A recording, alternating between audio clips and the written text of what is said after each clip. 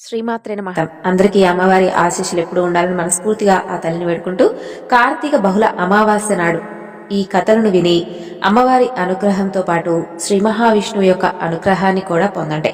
మరి ఆ కథలేమిటో ఇప్పుడు మనం వివరంగా తెలుసుకుందాం.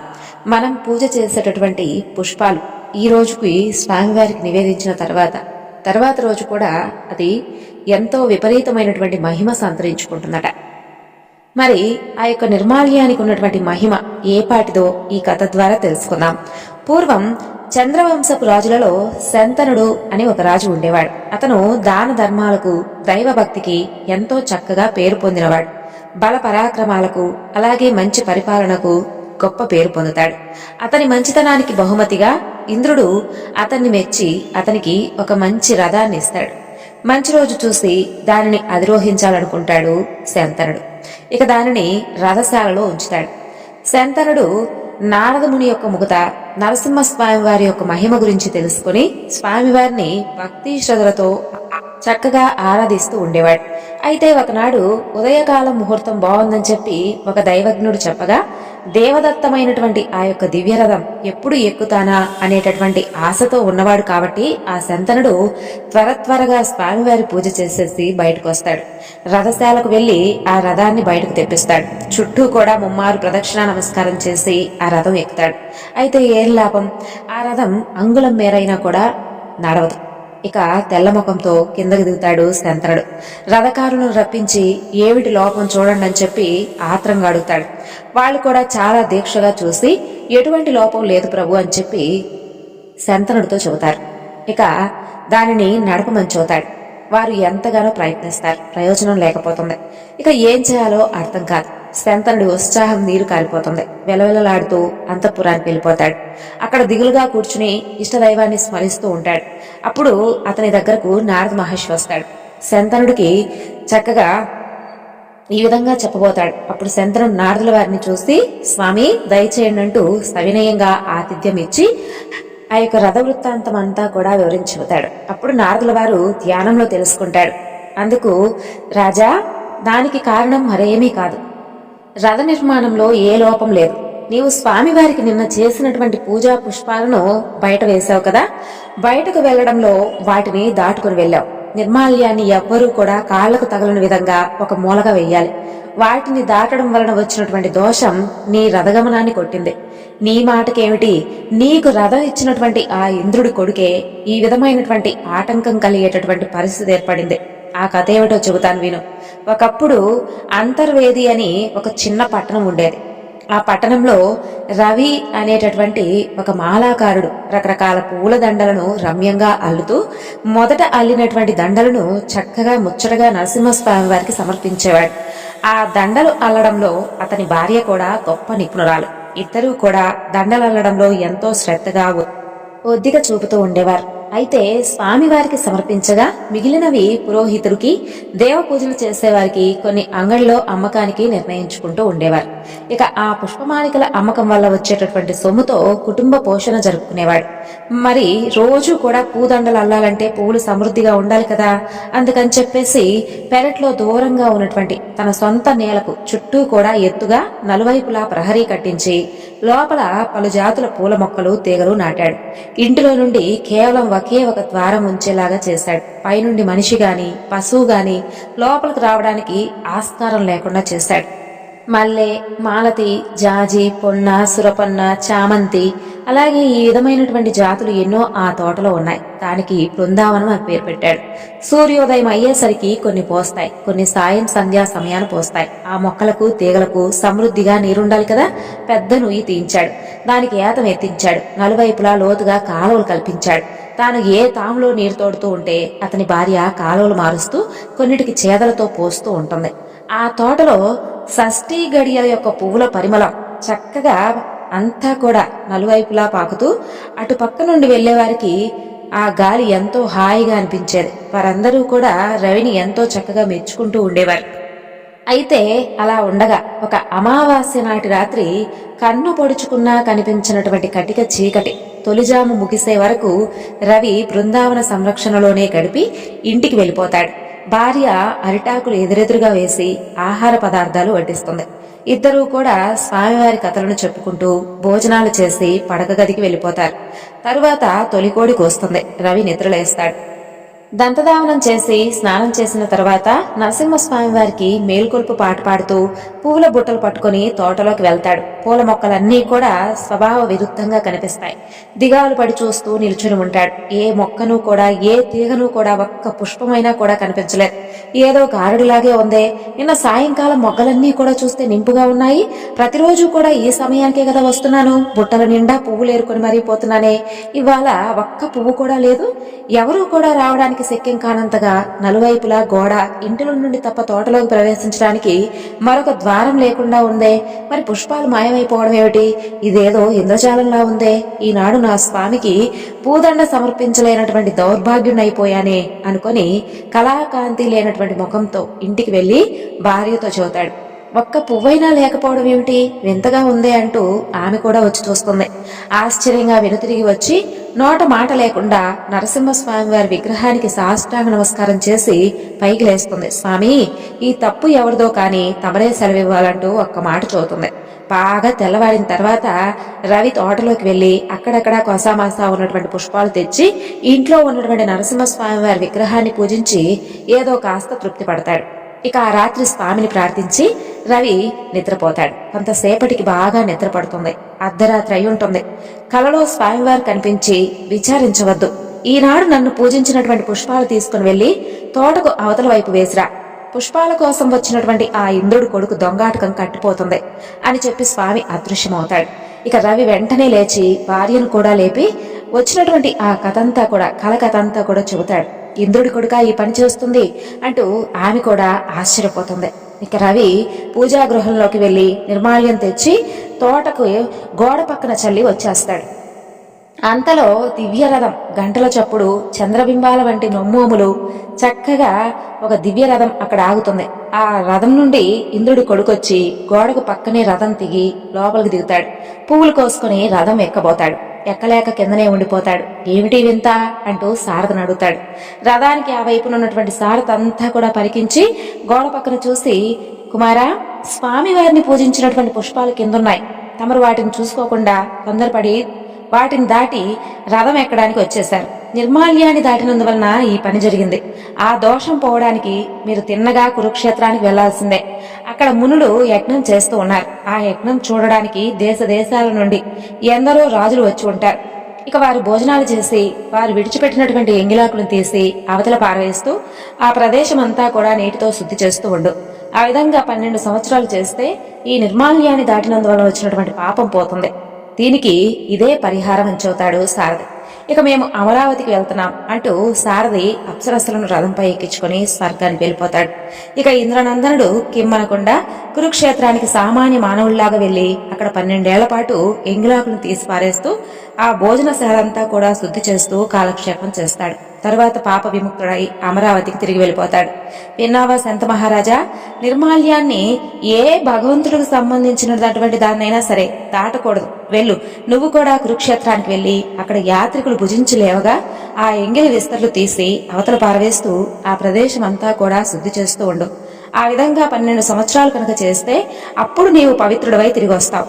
ఈ దేవదత్తమైనటువంటి రథం ఎక్కడం అది నిరాటకంగా వెళ్లడం అవుతుందని చెప్పి నారదుల వారు అక్కడి నుండి వెళ్ళిపోతారు. తర్వాత శంతనుడు కురుక్షేత్రానికి వెళ్లి నారదుల వారు చెప్పినటువంటి పనిని 12 సంవత్సరాల పాటు చేసి పాప విముక్తుడై తిరిగి వస్తాడు. రథారోహణం, రథగమనం నిరాటకంగా జరిగి హాయిగా తన యొక్క రాజ్యాన్ని తాను పరిపాలించుకుంటూ ఉంటాడు. కాబట్టి ఈ యొక్క నిర్మాల్య లంఘన దోషం ఇలాంటిది అంటూ సూత మహర్షుల వారు భరద్వాజునితో చెప్పినటువంటి కథ ఇది. అమావాస్య నాడు నరసింహస్వామి వారి యొక్క కథల గురించి వినడం కూడా ఒక అదృష్టమేనండి. ఇప్పుడు మనం చెప్పుకోబోతున్నటువంటి ఒక పతివ్రత కథ కూడా స్వామివారికి సంబంధించినటువంటి కథే. ఈ కథను కూడా భక్తి శ్రద్ధలతో ఆలకించండి. పూర్వం మధ్య దేశంలో నంది గ్రామం అనే ఒక గ్రామం ఉండేది. దానిలో నివసిస్తున్నటువంటి బ్రాహ్మణుడు సద్గృహస్థు. వేదాలను శాస్త్రాలను వల్లించడమే కాకుండా అవి చెప్పినటువంటి ధర్మాలను యథాశక్తిగా ఆచరణలో చూపిస్తున్నటువంటి గొప్ప కర్మిష్ఠి. అలాగే నిత్యాగ్నిహోత్రి.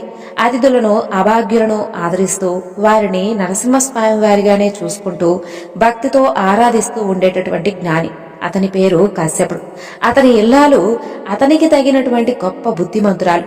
అలాగే ఆచారానికి ఆమె పెట్టింది పేరు. పతినే దైవంగా భావిస్తూ పతిసేవ తప్పక ఇక ఏ పనిలో కూడా సోమరితనం లేకుండా ప్రతి ఆజ్ఞకు కూడా కట్టుబడి ఇంటిని పాలసముద్రంగా చేస్తున్నటువంటి గృహలక్ష్మి.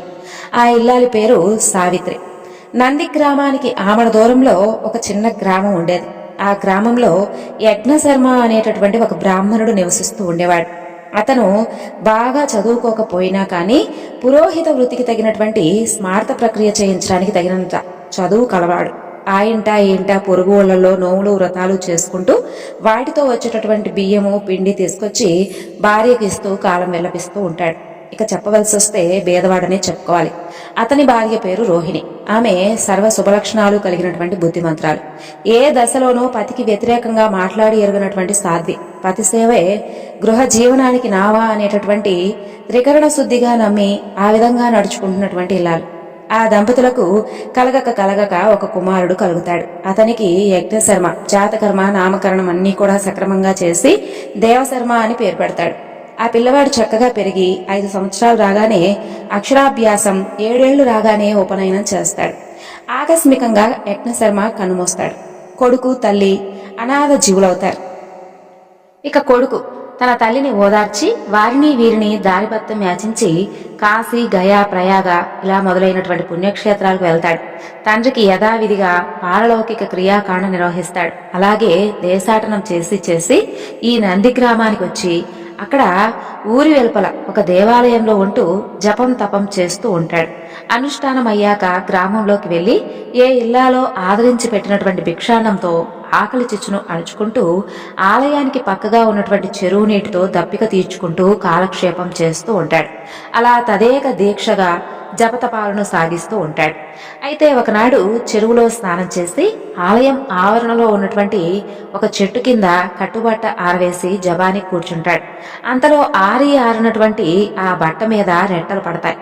ఏమిటా అని పైకి చూస్తాడు. కొమ్మ మీద తెల్లని కొంగ, నల్లని కాకి కోపంతో బెదరగొడుతూ చూస్తాడు అతను. ఆ కోప దృష్టికి కొంగ, కాకి అక్కడికక్కడే చచ్చి కింద పడిపోతాయి. బట్ట మీద రెట్ట వేసినందుకు చచ్చాయి, చావని అంటూ మొదట సంతోషిస్తాడు. కానీ క్షణకాలం అయ్యాక అయ్యయ్యో, నోరెరగనటువంటి పక్షులు నా యొక్క కోపాగ్నికి ఆహుతైపోయాయే అనుకుంటూ విచారిస్తాడు. ఇక ఒక కర్రను తెచ్చి ఆ రెండింటినీ కూడా దూరంగా పారజిమ్మి చెరువులో కట్టుబట్టను శుద్ధి చేసి స్నానం చేసి ఆలయానికి వస్తాడు. తరువాత మిట్ట మధ్యాహ్నం అవుతుంది. భిక్షాటనానికి గ్రామంలోకి వెళ్తాడు. సరాసరి ఈ కశ్యపుడి యొక్క ఇంటి ముందుకు వెళ్లి భవతి భిక్షాందేహి అంటూ పెద్దగా కేక వేస్తాడు. అదే సమయంలో కశ్యపుడు ఊరి నుండి ఇంటికి వచ్చి లోపలికెళ్తాడు. సావిత్రి భిక్షకుడి యొక్క కేక వినదే కాని పతికి సేవ చేయకుండా ఏ పని చేయనటువంటి పతివ్రత రత్నం కాబట్టి దేవశర్మకు ఆహారం పెట్టలేకపోతుంది. పతికి స్నానం, భోజనం ఇవన్నీ కూడా సక్రమంగా జరిపి ఆయన నిద్రించిన తరువాత ఒక విస్తర్లో ఆహార పదార్థాలు తీసుకుని వచ్చి ఇవిగో తీసుకోవడుగా అంటూ ఆదరంగా అంటుంది. అప్పుడు ఆ దేవశర్మ, నేను ఎప్పుడో వచ్చి అన్నం అడిగానమ్మా, మరి ఇంతసేపు నీ వాకిటి ముందు నన్ను నిలబెట్టావు, ఇప్పుడు అన్నం తీసుకొని వస్తావా అంటూ దేవశర్మ రోషంతో మండిపడిపోతాడు. ఇక ఆ ఇల్లాలను కాల్చేస్తాను చూడన్నంతగా చురచుర చూస్తూ ఉంటాడు. తాను గొప్ప తపశక్తి కలవాడనని చెప్పేసి ఆయనకు బాగా గర్వం. ఇక అమాయకురాలైనటువంటి ఆ సావిత్రి పరమ పతివ్రత. అతని చూపులకి ఏమాత్రం జగ్గకుండా, ఏమయ్యా, నేనేమైనా కొంగనో కాకినో అనుకున్నావటయ్యా? నేను కొంగను కాకిని కాను. నీ యొక్క కరకర చూపులకు నేను కాలిపోయి చావడానికి. ఇదిగో తీసుకో భిక్ష అంటూ చిన్నగా నవ్వి హేళనగా ఆ మాటలంటుంది. ఆ మాటకు దేవశర్మ గతుక్కుమంటాడు. ఎక్కడో ఊరి వెలుపల చెట్టు కింద జరిగినటువంటి విషయం ఇంట్లో ఉన్నటువంటి ఈ స్త్రీకి ఎలా తెలిసింది? ఈ యొక్క పరోక్ష విషయ జ్ఞానం ఈ ఆడదానికి ఎలా వచ్చింది? ఈ ప్రశ్నతో అతనికి ఉన్నటువంటి ఆకలి మొత్తం అణిగిపోయి ఆశ్చర్యంతో తలములకులేస్తాడు. కిమ్మనకుండా ఆహార పదార్థాలు తీసుకుంటాడు. తల ఉంచుకొని తిన్నగా తన విడిదికి వస్తాడు. ఆకులు ఆహార పదార్థాలు కుమ్మరించి అన్నీ కలిపి ఒకసారి ఆహరిస్తాడు. తరువాత అతనికి సరైనటువంటి చైతన్యం లేదు. అలాగే చెయ్యి నోరు కడుక్కుంటాడు. ఎండ చల్లబడిన తర్వాత మరలా కశ్యపుడి ఇంటికి వస్తాడు. అప్పటికి కశ్యపుడు నిద్రలేచి ఏదో కాస్త పని మీద బయటకు వెళ్ళిపోతాడు. సావిత్రి పురాణ కథలేవో చదువుకుంటూ చక్కగా తీరుబాటుగా కూర్చొని ఉంటుంది. అమ్మా అంటూ కేక వినపడగానే తాటాకు పత్తం పదిలంగా కింద పెట్టి మెల్లమెల్లగా కలహంసలాగా అడుగులు వేసుకుంటూ వీధి వసారలోకి వస్తుంది. ఎదుట చేతులు జోడించి నిలుచున్నటువంటి బ్రహ్మచారి దేవశర్మ ఏమిటి బడుగా మరలా వచ్చావు అంటూ ఆదరంగా అడుగుతుంది. మా మరి ఏమి లేదమ్మా, నాదొక చిన్న సందేహం. ఎక్కడో జరిగినటువంటి దాన్ని ఇంట్లో ఉన్నటువంటి నువ్వు ఏ విధంగా తెలుసుకున్నావు?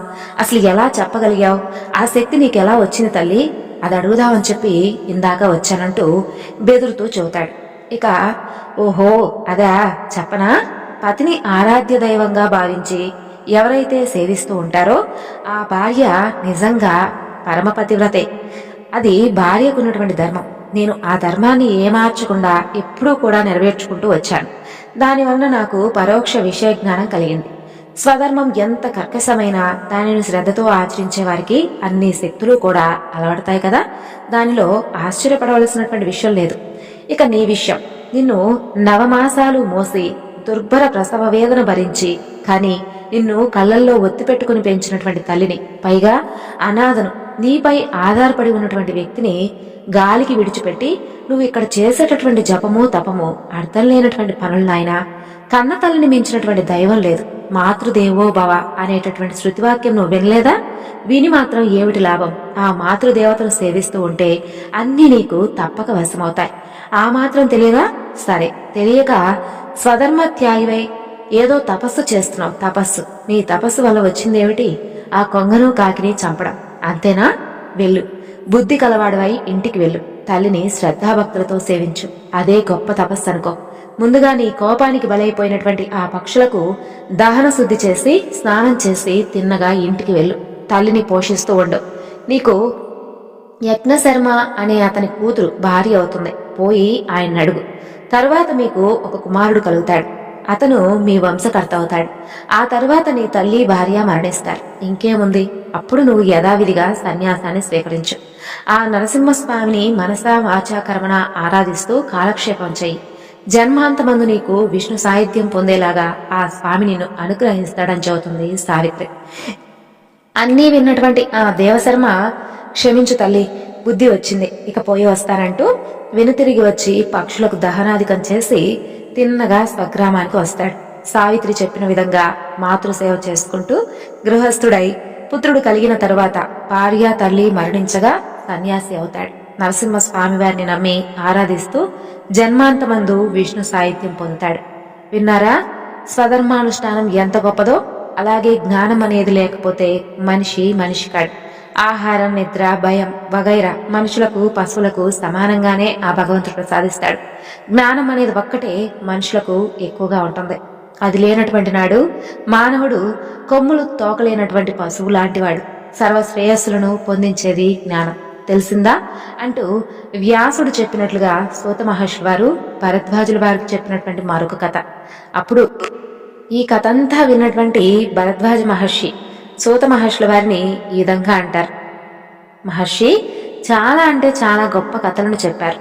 ఇంకా మీరు చెప్పినటువంటి ఈ కథల్లో నరసింహస్వామి వారి యొక్క కథలు చాలా అంటే చాలా అద్భుతంగా ఉన్నాయి. స్వామివారి నామస్మరణ అలాగే స్వామివారి లీలలను ఎవరైతే స్మరిస్తూ ఉంటారో, ఎవరైతే ఎదుటి వ్యక్తికి వినిపిస్తారో వారు కూడా అదృష్టవంతులే కదా. కాబట్టి నేను కూడా ఎంతో అదృష్టవంతుణ్ణి. మీ ద్వారా స్వామివారి గురించి తెలుసుకున్నటువంటి లీలలను విని నేను కూడా విష్ణు సాహిత్యాన్ని పొందుతాను అని ఎంతో సంతోషంగా ఆ మాట అంటారు. ఇంకా మరికొన్ని స్వామివారి కథల గురించి తెలుసుకుందాం.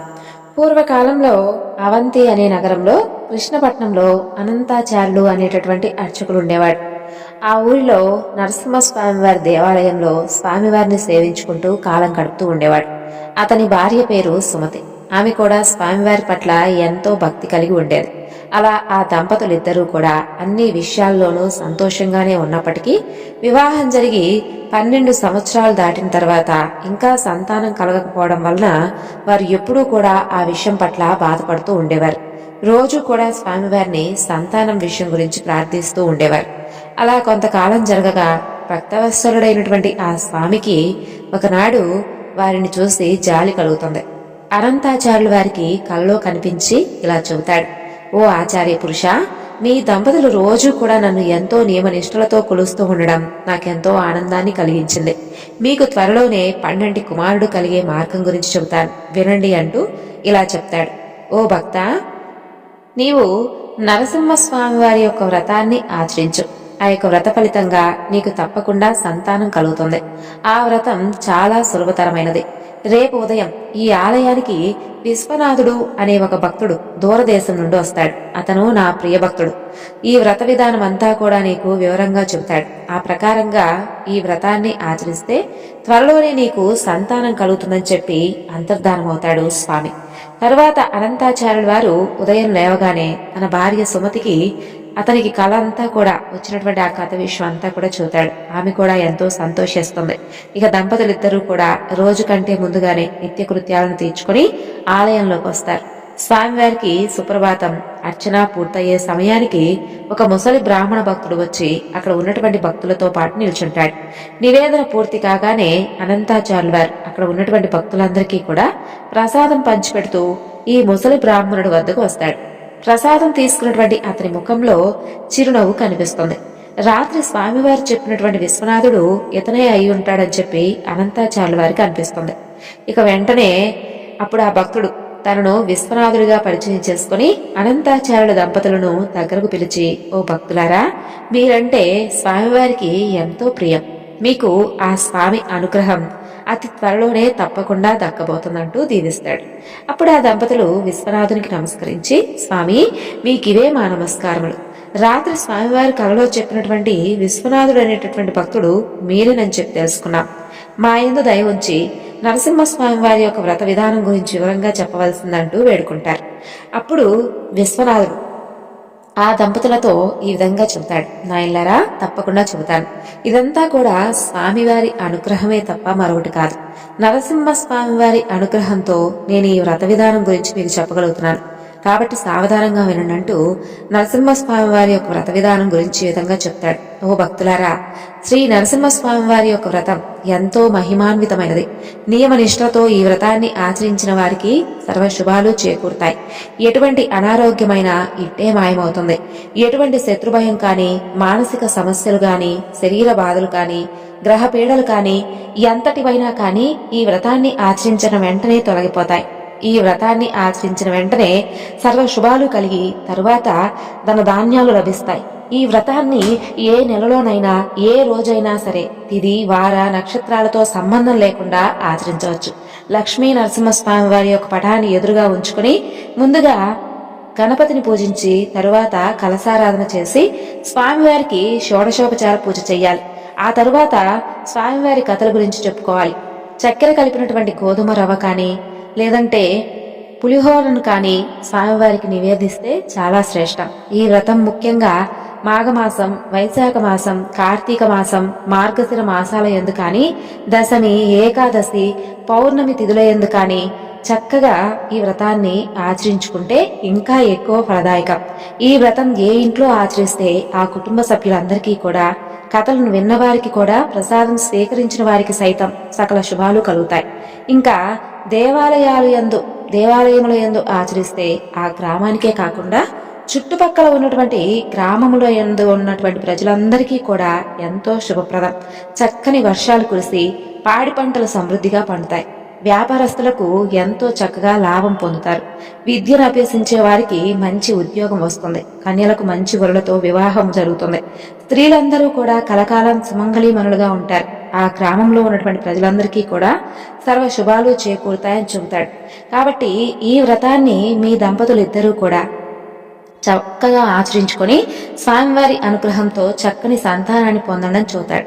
అప్పుడు అనంతాచార్యుల వారి దంపతులు విశ్వనాథుడితో ఇలా అంటారు, స్వామి, మీరు ఎక్కడి నుండో వచ్చారో ఏమో మాకైతే తెలియదు, కానీ వయసులో మాత్రం మాకు తండ్రిలా ఉన్నారు. దయచేసి ఆ యొక్క వ్రతాన్ని మా చేతుల మీదుగా చేపించి చక్కగా ఆ వ్రత విధానంతా ఆచరించిన తర్వాత మమ్మల్ని ధన్యులను చేసి ఆ తర్వాత వెళ్ళనని చెప్పి ఆ దంపతులు ప్రార్థిస్తారు. అప్పుడు ఆ ముసలి బ్రాహ్మణుడు అలాగేనని చెప్పి అంగీకరిస్తాడు. ఆ విధంగా అనంతాచార్యుల దంపతులు ఇద్దరూ కూడా ఎంతో భక్తి శ్రద్ధలతో స్వామివారి వ్రతాన్ని ఆచరించి స్వామివారి అనుగ్రహంతో చక్కని కుమారుని పొందుతారు. ఆ దంపతులిద్దరూ కూడా స్వామివారిని ఎప్పుడూ కూడా మర్చిపోకుండా కలకాలం స్వామిని సేవించుకుంటూ సుఖ సంతోషాలతో జీవించి చివరికి ముక్తిని పొందారు. విన్నారు కదండి, స్వామివారి గురించి చెప్పుకున్నటువంటి కథలన్నీ కూడా మీ అందరికీ నచ్చాయి అనుకుంటున్నాను. మరొక చక్కని వివరణతో మరలా కలుసుకుందాం. మనందరిపై కూడా నరసింహస్వామి వారి అనుగ్రహం ఉండాలని మనస్ఫూర్తిగా కోరుకుంటూ సర్వం శ్రీ లలితార్పణమస్తు. స్వస్తి.